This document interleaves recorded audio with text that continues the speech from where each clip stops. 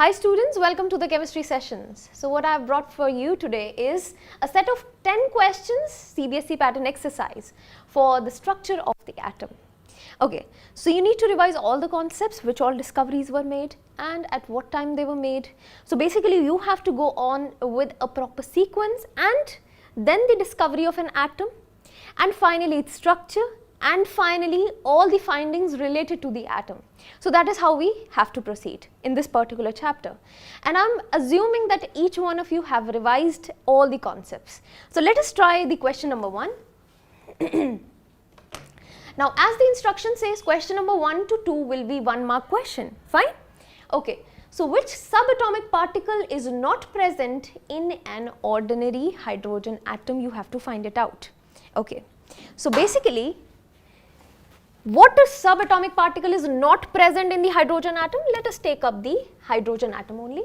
How many electrons are there in hydrogen atom? It's 1. So that means 1 is electron, so the proton will be equal, and that is what the hydrogen atom is basically. Okay, and this lacks one thing in the nucleus, which is neutron. So basically the subatomic particle, that is a particle which is present in the atom, is neutron, which is missing here. No neutrons are there in the hydrogen atom. Okay, if I talk about the protium isotope of it, fine? Okay, so since this is 1 mark question, you have to just represent the answer in one line and that will be sufficient. Now, the next question. Which subatomic particle was discovered by? Now these discoveries are really very important along with the name of the scientist. So first one, tell me, Chadwick, James Chadwick, neutron has been discovered by him. Thomson, J.J. Thomson, and he discovered electron. Goldstein, E. Goldstein, what did he do? Now only one subatomic particle is left, that is the proton. Cool? Okay, and can you tell me the symbols of each one of them? Neutrons for N, electrons for E, proton for P. So you must know that what all are the symbols for each one of them, fine? Okay, so this was again a very easy question based on knowledge, no logic is applied over here. Now, question number 3, name the radioactive isotope which is used in the treatment of the cancer. Okay, so again what are radioactive isotopes? Which actually emit some rays, gamma, beta, right, alpha, beta, gamma. Now that specific isotope which is used in the treatment of cancer is cobalt-60. I had told you about this as well. So cobalt-60 is a radioactive isotope which emits gamma rays and is treatable for the cancer. Okay? Now, so that was pretty easy question. We have already done this. Now question number 4. Okay, so now comes up the 2 mark question. What important information you have to just correct it over here. So question number 4 and let me just check up. Question number 5, right? Okay, so these will be 2 mark question, question number 4 and 5, okay? So just make a correction over here, 4 and 5. Now, what important information is furnished about the nucleus of an atom by alpha particle scattering experiment of the Rutherford? So it's a gold foil experiment. Alpha particles were actually bombarded onto the gold foil, and due to that bombardment, what he actually inferred, what he observed. So basically what he did was, let us just try to observe once again. So can you just shift the camera over here slightly here, because I need to show some experiment, the gold foil experiment. So what he did was something very interesting. See here, can you just see how the chalks are getting deflected right here? Something like this. So this deflection he actually observed via the alpha particles. Got it? Okay. Now the deflection was very interesting. The gold foil experiment was very interesting. He actually observed deflections which was complete 180 degree. That means I deflected it and it straight away come back to me. Fine, first was this. Second was side deflections. And the third observation was quite interesting. That means some passed through, okay? Now, from all these three, he got to know something about the atom, which is very interesting. Complete 180 degree deflection, that means it must be some hard substance in that atom of gold, which is actually deflecting the entire alpha particle back, okay?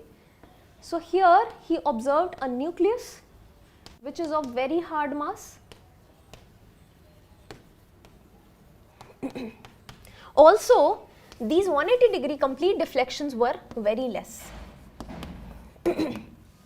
So from very less he observed that nucleus is occupying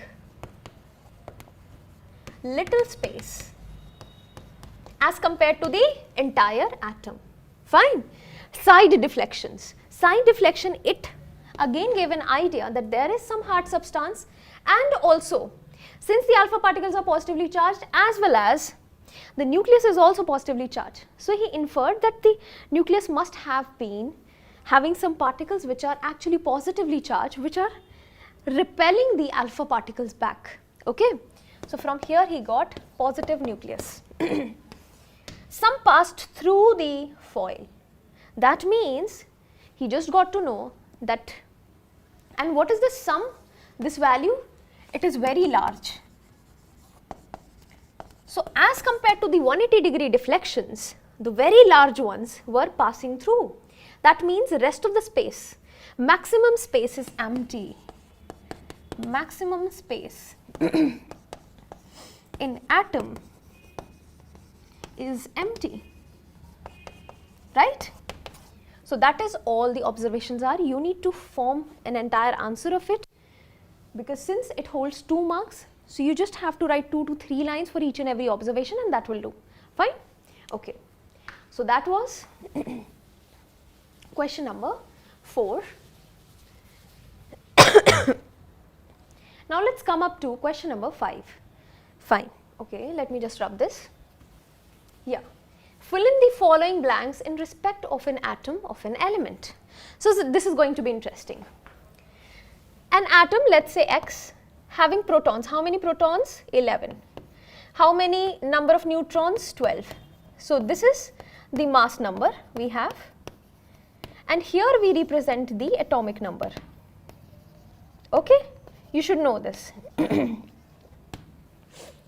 Positive charge should be equal to the negative charge in an atom. That means the number of protons will be equal to the number of electrons, which are also 11. So the mass number will be how much? 11 plus 11. It's okay, 11 plus 12 it is there, so it is going to be 23. Now atomic number, this is atomic number, it is going to be 11. Number of electrons, again 11, and valency. So can you count the valency of over here? For that I need the electronic configuration. That is, I need to arrange these electrons in the k element shell. 2, 8, that means total of 10 plus 1, 281. Can you guess what will be actually this element is? 281. What is the electronic configuration? Which element has this? It's the sodium, yes. Sodium it is. And the valency will be 1. Okay? Now, let's move on to the next question. Question number 6. Now, again you need to make a correction here. Question number 6, and let me just check out what all questions have 3 mark. Okay, question number 6 to 8. Fine. So 6 to 8 will be of 3 marks. Okay, A. What are isotopes? Explain by giving an example. Okay, let's take up the example here. Protium, deuterium, and tritium. So the isotopes are those things which have got same atomic number but different atomic masses. And why these atomic masses are different? Basically due to the difference in the number of neutrons. Okay, and that is what completes my part number 1. Give one similarity and one difference between the pair of isotopes. This is important. Mark this as important. Similarity is the chemical properties are same. Chemical properties are same, whereas physical properties are different. How and why?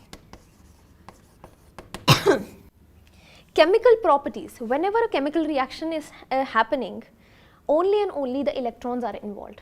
Making and breaking of bonds is associated with the electrons. That means since the electrons are same over here, so the chemical properties are also same. Fine? Electrons same.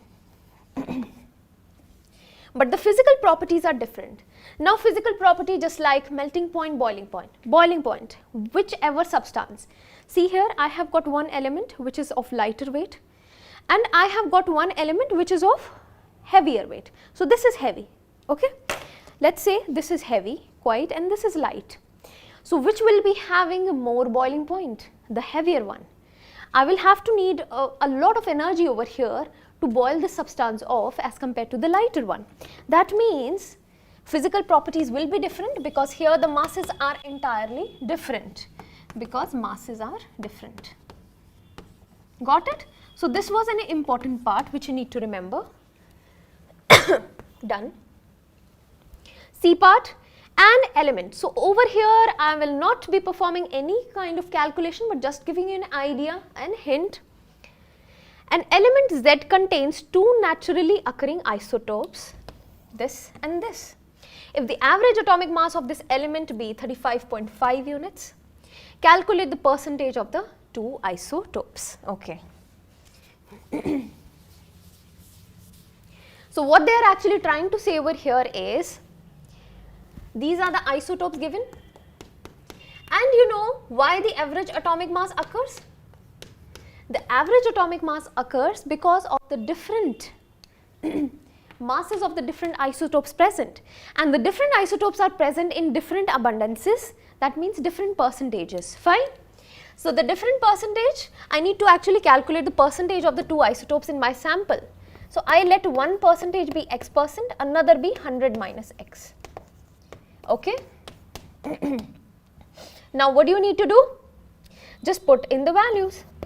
So 35% one will be having mass. So the abundance is, that means this much percent of this isotope is present. So I can calculate the total mass which will be present in that sample. So 35 into X% plus 37 into 100 minus X by 100 will be equal to the average mass. So this is going to be 35.5 units. Fine. So you need to solve this, and the value of X, I am just giving you an answer over here. The value of X will come out to be 75%, and here it will be now 25%.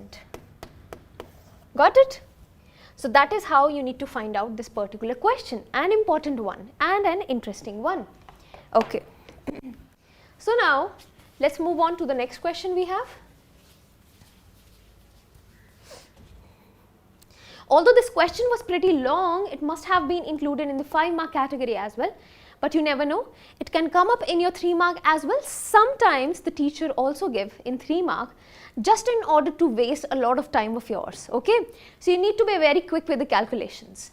Next, define valency of an element. What valency will be shown by this element and so and so. Okay, so first of all, what is the valency of any particular element? So valency is the combining capacity, how it is actually making the bonds. Fine. And that combining capacity is decided because of the valence electrons which are present. Okay. So what valency will be shown by an element having atomic number 14. So atomic number means number of electrons is going to be 14. Can I write the electronic configuration to find out the valency? Yes, 284. So what is going to be the valency? You know what this compound is? Can you tell me? Try to think about it. Okay. So 4. What it can do is either it can lose electrons 4 or it can gain electron 4 just in order to combine. Okay.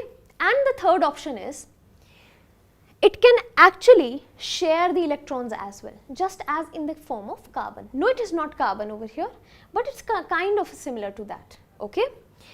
And yes, atomic number is 14. You must have guessed it by now. It's nitrogen. Okay, just wait. Yeah. After sodium, magnesium, aluminium. Yeah, right. So this is not a nitrogen, but an atom, an element which is below that. It's phosphorus. Fine. Right. Now, so the valency what they are asking will be 4. The valency, the combining capacity is 4 only. Okay. So we have got this done. Now, what is the relationship between the valency of an element and the number of valence electrons in its atoms? Explain with the examples. So you know what, this is going to be important one. Mark this as important. Relationship between the valency. You know, it's not always that valency and valence electrons are same. Let's take up an example. First, in the case of metals. Another one is in the case of non-metals. Fine. Now, in the case of metals, let's take up an example of sodium 281. So, the valency is equal to number of valence electrons. Yes, you can see here. Valency is 1 because it will lose 1 electron, and that is what the number of valence electrons is. But in the case of non-metals, this is not the criteria. See here, if I take an example of a chlorine, 287. That means the number of valence electrons are 7, whereas valency is the combining capacity. So it is going to take 1 electron just in order to complete the octet, and that is what the valency is. It's just 1. So here these are unequal. Okay? Yeah, but in the case of non-metals there is an exception, that hydrogen is also a non-metal, but its valency is equal to number of valence electrons. You need to remember this. Cool? So yeah, that completes my question number 7 as well. Okay? I hope everybody has got it, and this was an interesting question. You must have got another information right here between the valency as well as the valence electrons. Fine? Okay. Now the next question, question number 8. Describe Thomson's model of an atom which subatomic particle was not present. So it was a plum pudding model. Yes? Plum pudding, just as a cake. Here it is, and it was positively charged, having some negatively charged subatomic particles in between. Total making the atom neutral. But it was lacking one very important subatomic particle, that is neutron. Yes? Okay, so that was the entire model. Okay, we have got this. The mass number of an element is 18. Let's say X, mass number is 18. It contains 7 electrons, it contains 7. What is the number of protons in it and neutrons? What is the atomic number of the element? So, atomic number is 7, that is the number of electrons. Fine? Okay, this part done, last one. Now they are asking about the protons. So, since 7 are the electrons, so protons will also be 7. That means protons are 7. The remaining ones in the nucleus will be neutrons. So, 18 minus 7 equals 11 are the neutrons. Got it? Okay. So, yeah, that is my question number 8. I hope everybody has performed this right. Now, moving on to the question number 9. What do we have? 5-mark question. Again an interesting one, we will quickly do it. An atom of an element E contains 3 protons, 3 electrons and 4 neutrons. See here. Element X contains 3 protons, 3 neutrons and okay, 3 protons and 3 electrons, right? And 4 neutrons are there. Fine, we have developed this model over here. We can now very easily answer the question. What is it atomic number? Atomic number is 3. What is the mass number? Total 7. Write the electronic configuration of the element as per total number of electrons. It will be 2, 1, right? So it is going to be 2, 1. State whether the element E is a non-metal or a metal. How can it complete its valency? Will it accept 7 electrons or just lose 1 electron? Losing 1 electron, that means a metal can do that. So it is going to be a metal. What type of ion, cation or anion, will be formed by an atom of the element E, and why? Since this is a metal, it will readily lose 1 electron to form a cation, okay, and will complete its duplet. Cool. Write the symbol of the ion formed by an atom of element E. So what is the symbol of the ion formed? Yeah, I just need to write the okay, element E is there, na?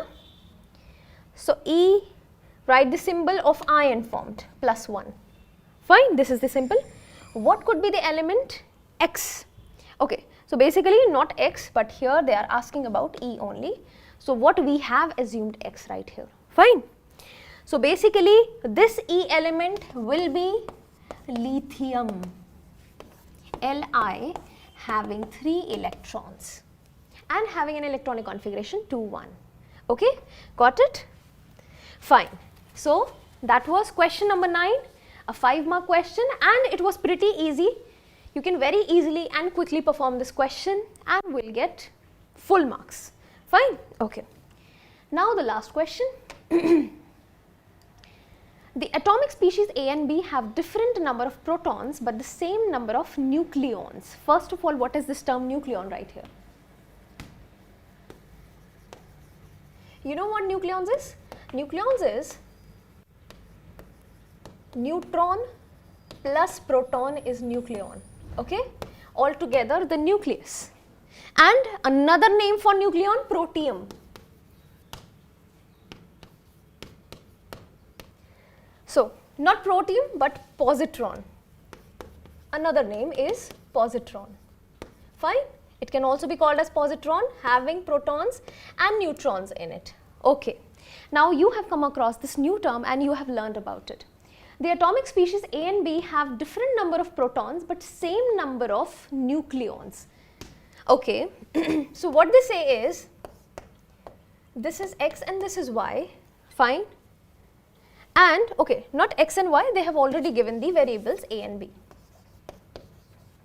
So they say that they have got different number of protons, okay, X, Y. Let's say neutrons would be N and let's say E, fine. So X plus N equals Y plus E they are saying, but these two are different, fine, okay. On the other hand, the atomic species X and Y, they have same number of protons but different number of nucleons, okay. So they have got same number of protons, that means X plus N and X plus E, yeah, and different number of nucleons. X plus N is not equal to X plus E, they are saying, but these are equal. That means electrons will also be equal. Fine, okay. Which pair is an example of isobar? So actually what they are saying is, which pair is an isobar? So you need to have a great explanation for this, why they are asking about what all conditions they have given. So see here, isobars, they are actually those which are having same mass number but different atomic number. Okay, and for an example, I give you an example of argon and calcium right here. Okay, So both of them have 40 as the mass number. Argon whereas has 18 and this has got 20 as the atomic number. So these are called isobars. So out of the two, which will satisfy the condition? See here. In this particular condition only, we have got that both of them are equal. That means the mass numbers are equal. It doesn't matter because here the number of electrons will be x and number of electrons will be y in this case. So it doesn't matter how many electrons are there. Just the mass number need to be same. Fine. So what I have explained right here is somewhat related to isotopes. So these are actually isotopes right here which I have done. Got it? So accordingly you have to explain. Okay. Next part. Which of the following pairs are isobars? Again a similar kind but an applicative part of it. So the isobar having the same mass number, and this is the example right here. These are isotopes. Cool? And these are isobars. So you need to give reasons for that as well. Fine. And yeah, that completes my entire questionnaire round. I hope everybody has understood it. And what you need to do is somewhat questions related to these concepts only. You have to revise it once again because yeah, this chapter is quite important. Many questions arise from this chapter. Okay. So I am relying on you. Have a nice day.